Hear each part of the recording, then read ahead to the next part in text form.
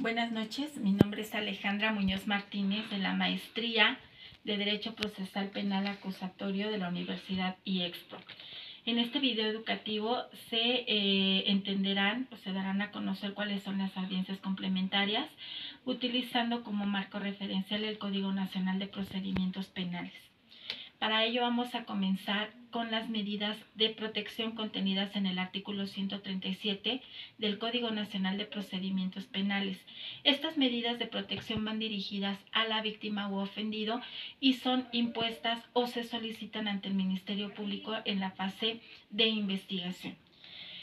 Tenemos en consideración que estas medidas de protección se encuentran íntimamente vinculadas con el artículo 20, apartado C de la Constitución Política de los Estados Unidos Mexicanos. ¿En qué consisten? Es importante destacar que las medidas de protección son las tutelas autosignificativas que buscan la protección de la víctima o el ofendido, por lo que estas son temporales y son urgentes, que son sus principales características. Y también debe decirse que estas medidas cesan cuando se extingue el riesgo o peligro que las haya originado sin que requieran para ello un procedimiento secundario. ¿Cuáles son estas medidas de protección? Bueno, se ven contenidas en diversas fracciones de este artículo y son las siguientes. La primera de ellas es la prohibición de acercarse o comunicarse con la víctima. La segunda es la prohibición para asistir o acercarse al domicilio de la víctima o al lugar donde se encuentre. Esto es que ya no es únicamente al domicilio, sino que es un poco más amplio el radio de circunscripción. La separación inmediata del domicilio, la entrega inmediata de objetos personales o documentos de la víctima que se encuentren en posesión del probable responsable, la prohibición de molestar a la víctima o a las personas que estén relacionadas con ellas.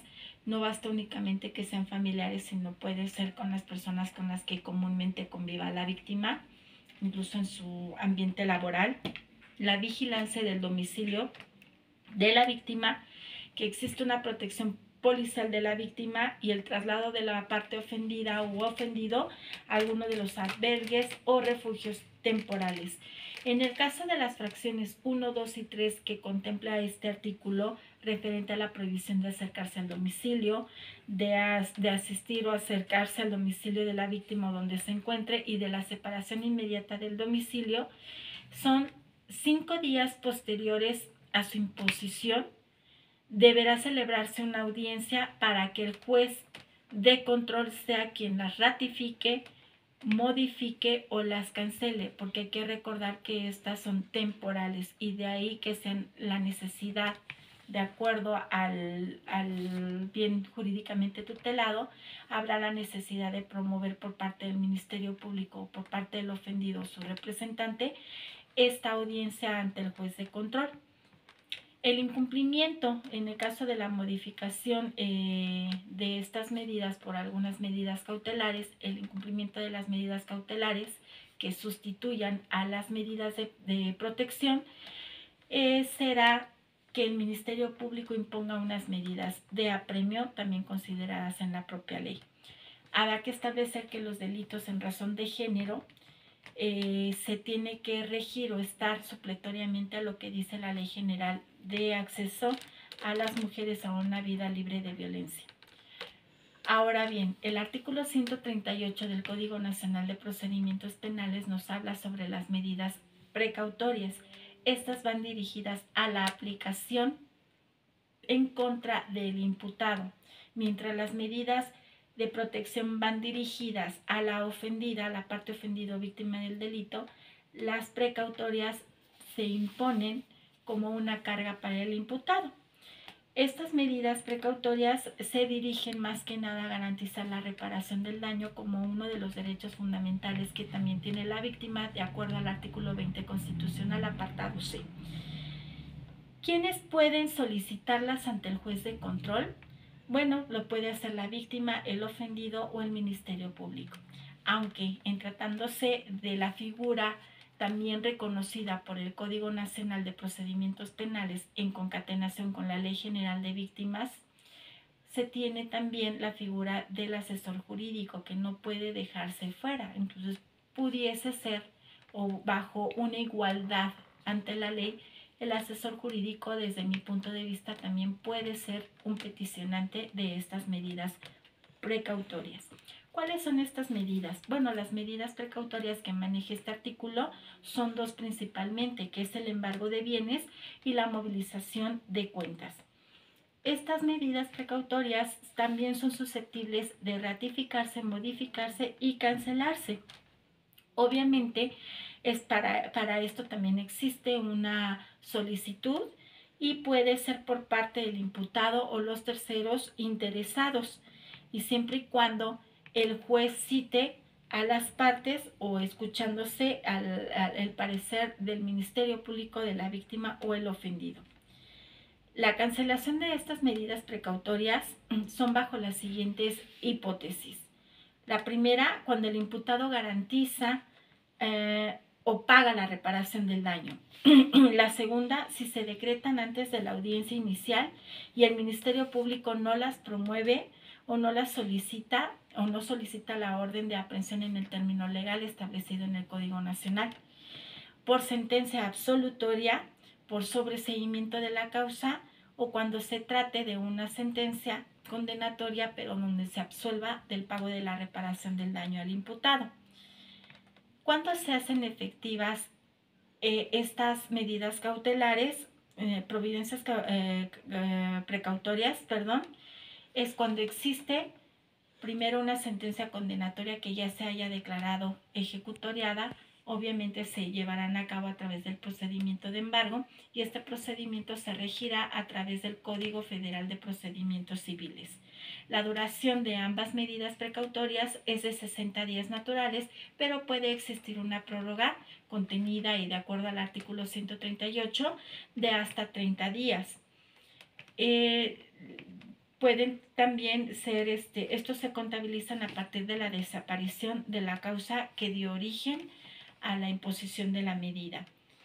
Y las partes que pueden solicitar que se deje sin efectos estas medidas son el Ministerio Público, el imputado, su defensor, las únicas personas reconocidas por la ley para ello. Continuemos entonces para establecer que el artículo 141 del Código Nacional de Procedimientos Penales se refiere a las audiencias de solicitud de orden de comparecencia y de orden de aprehensión, que son los medios de conducción del imputado al proceso. Este artículo 141 nos habla de varias hipótesis para lograr la comparecencia del imputado o su asistencia a cualquier audiencia dentro del procedimiento. Y siempre y cuando se requiera para ello que se haya cometido un hecho que la ley señale como delito, donde el Ministerio Público previamente anunciará ante el juez de control que en la carpeta de investigación existen datos que se establezcan la comisión de este hecho y también la probabilidad de que el imputado lo haya cometido o en su caso haya participado en su comisión. Por ende, el Ministerio Público puede solicitar tres cuestiones al juez de control. La primera, que es la citación del imputado para la audiencia inicial, donde el juez de control obviamente señalará día y hora para que el imputado comparezca a la misma, obviamente con un apercibimiento. El segundo medio de conducción es la orden de comparecencia a través de la presentación forzosa o mediante la fuerza pública, y esta opera una vez que el imputado haya hecho caso omiso a la primera citación y obviamente no exista alguna justificación de su parte. La tercera es la orden de aprehensión propiamente dicha y es cuando existe la necesidad de cautela. Esto es cuando se vada la orden de comparecencia o bien que el delito merezca también pena de prisión. Es importante establecer que para la procedencia de la orden de aprehensión se requiere de una declaratoria de sustracción a la acción de la justicia cuando no comparezca el imputado, y esto dará lugar a la emisión de una orden de aprehensión. Cuando haya existido una extradición, ya en lo que compete al derecho internacional, la orden de aprehensión se podrá emitir, pero en el país donde esté, siempre y cuando en el país donde se encuentre el procedimiento que se instruye en contra del imputado ya haya concluido.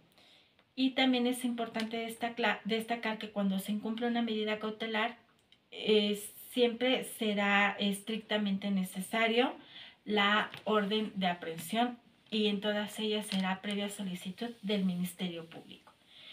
Otro de los medios de conducción que se encuentran relacionados con este capítulo es el artículo 142 del Código Nacional de Procedimientos Penales y que se ve referenciado o hace alusión a la orden de comparecencia o de aprehensión.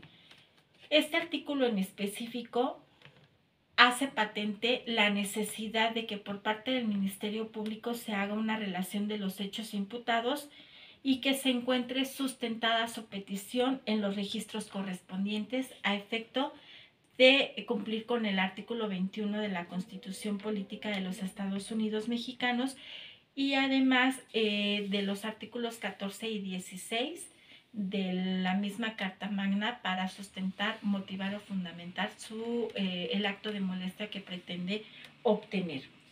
A su vez, el artículo 143 del Código Nacional de Procedimientos Penales hace alusión a la resolución de la solicitud de orden de aprehensión. Esto quiere decir qué es lo que debe contener la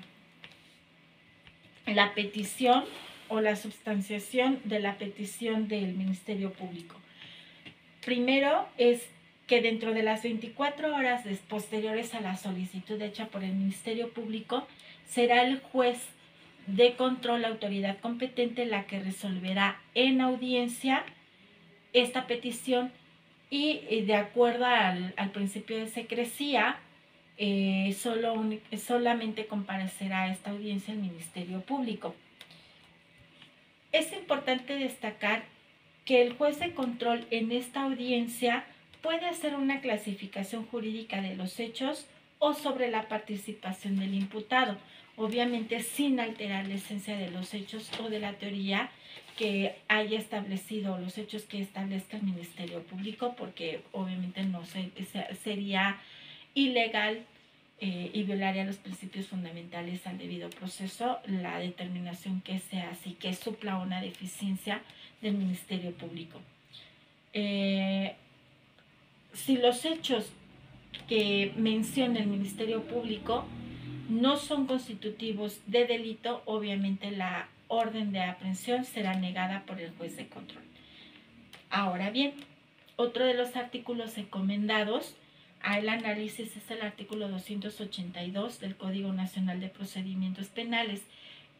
En este se prevé un acto de molestia que constituye la orden de cateo. Esta orden de cateo está regulada por el artículo, su base constitucional es el artículo 16, por ser un acto de molestia que requiere encontrarse debidamente motivado y fundamentado. Surge en la etapa de investigación y tutela el domicilio o la propiedad privada de cualquier gobernado. Es precisamente la orden de cateo la que se necesita para que la autoridad investigadora, en este caso el Ministerio Público, pueda acceder a ese domicilio, a esas propiedades privadas. ¿Con qué objeto? Bueno, practicar un acto de investigación y los requisitos que se necesitan y que son indispensables para la emisión de esta orden de cateo son los siguientes. Primero, la precisión de un lugar donde se realizará el cateo. ¿Qué personas? El nombre de las personas o número de personas que van a aprenderse, los objetos que se buscan. Esto es así porque la orden de cateo tiene como finalidad, uno, la búsqueda de indicios que se relacionen con la comisión del hecho tipificado por la ley como delito, o bien la ubicación y localización de las personas a las cuales se les atribuye la comisión de este hecho delictivo. Y también se debe de señalar los motivos y los indicios que sustentan la solicitud. Los indicios obviamente para que el juez al momento de resolver cuente con los elementos necesarios para determinar si se encuentra base, hay una base legal, jurídica, real, en que se sustente la necesidad de emitir esta orden de cateo. También el Ministerio Público no debe de ser omiso en establecer qué funcionarios públicos podrán o deberán intervenir en el desahogo de la orden de cateo. El artículo 283 del Código Nacional de Procedimientos Penales establece cuál es la resolución judicial que recae ante una petición de orden de cateo. Para ello es necesario que la resolución judicial contenga el nombre y cargo del juez de control que la expide. Esto es también la identificación del proceso o de la carpeta judicial en que se imita, el lugar o lugares que serán cateados y lo que se espera encontrar en ellos, sean objetos o indicios o bien las personas que probablemente hayan cometido esos delitos. ¿Cuál es el motivo de cateo? Esto es, cuáles son los indicios existentes que se desprendan, de los que se desprenda la posibilidad de encontrar a las personas objetos buscados, el día y hora en que debe practicarse el cateo, y el cateo tendrá una vigencia de 3 días después de obsequiarse. Si no se precisa la fecha, el Código Nacional de Procedimientos Penales en este artículo 283 establece de manera puntual que la orden de cateo quedará sin efecto. También otro de los requisitos que debe contener la resolución es qué servidores públicos están autorizados para practicar o intervenir en la orden de cateo. Lo importante aquí es determinar que una vez recibida la solicitud por parte del Ministerio Público, el juez de control tiene 6 horas para resolver la petición y establecer si procede o no procede este acto de molestia. Continuemos entonces con el artículo 291 del Código Nacional de Procedimientos Penales, que es referente a las audiencias para solicitar la intervención de comunicaciones privadas. Esto es como parte de la investigación y si el Ministerio Público lo considera necesario. Esta solicitud la harán el Procurador General de la República o bien los titulares de las fiscalías estatales y se hace directamente al juez federal de control debido a la materia de telecomunicaciones contenidas en la Carta Magna. Esta solicitud deberá expresar el objeto y la necesidad de la misma. ¿Qué abarca esta solicitud? Bueno, todo sistema de comunicación, programas que permitan el intercambio de datos, informaciones, audios, videos, mensajes, archivos electrónicos que graben, conserven o contenido de algún tipo de conversación. Y se resolverá también esta petición en 6 horas después de la recepción de la solicitud. Los requisitos de la solicitud deberán contener una debida fundamentación y motivación, precisar las personas o personas que estarán sujetas, el lugar donde se realizará, el tipo de comunicación a intervenir, su duración, como la línea, números o aparatos a intervenir, la empresa concesionada del servicio de telecomunicaciones. ¿Cuánto duran estas medidas? Bueno, no es mayor a 6 meses. Después de estos 6 meses se podrá autorizar una nueva intervención solo si el Ministerio Público acredita nuevos elementos que lo justifiquen.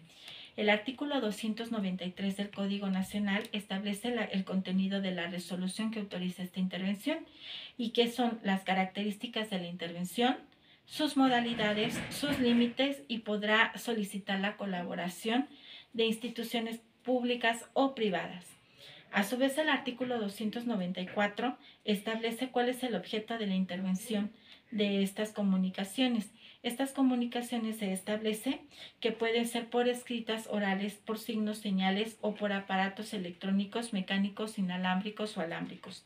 La restricción en materias queda restringida estas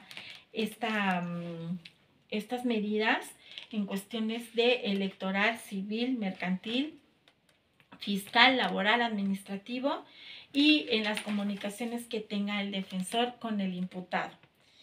El artículo 216 del Código Nacional de Procedimientos Penales se refiere a las audiencias de solicitud de actos de investigación.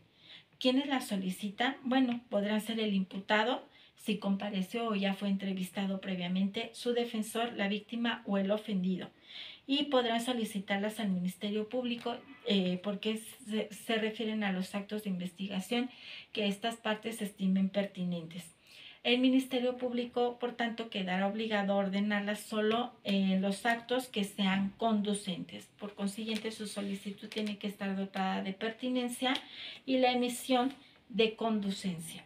La solicitud deberá resolverse máximo en el término de 3 días posteriores a haberla recibido. El artículo 252 del Código Nacional de Procedimientos Penales se refiere a los actos de investigación que requieren autorización judicial. Esto es ante el juez de control. ¿A qué se refiere esta? Bueno, pues a todos aquellos actos que impliquen derechos establecidos en la Constitución. Entre otros, la misma ley establece que son, en el caso de exhumación de cadáveres, de las órdenes de cateo, intervención de comunicaciones privadas, que ya han sido temas ya abordados, toma de muestras de fluidos corporales, vello o cabello, sangre o análogos, cuando la persona requerida se niegue a proporcionarlos, a excepción que se trate de la víctima u ofendido. El reconocimiento o examen físico de una persona cuando aquella se niegue a ser examinada y otras señaladas en la propia disposición legal.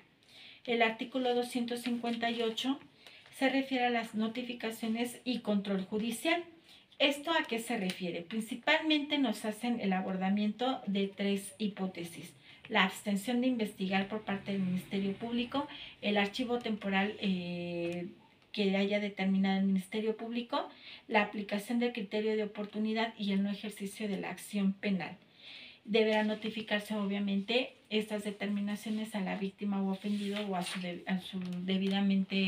legal representante y serán impugnadas ante el juez de control dentro del plazo de 10 días posteriores a su notificación.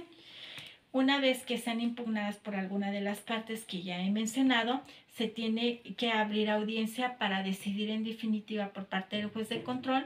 Deben estar forzosamente citadas a comparecer la víctima y el ofendido, así como el Ministerio Público y en su caso el imputado y su defensor. Sin embargo, lo importante en esta audiencia es que ante la inasistencia de la víctima u ofendido o sus representantes legales, el juez declarará sin materia la impugnación y la resolución que se dicte no admite recurso alguno. Muchas gracias.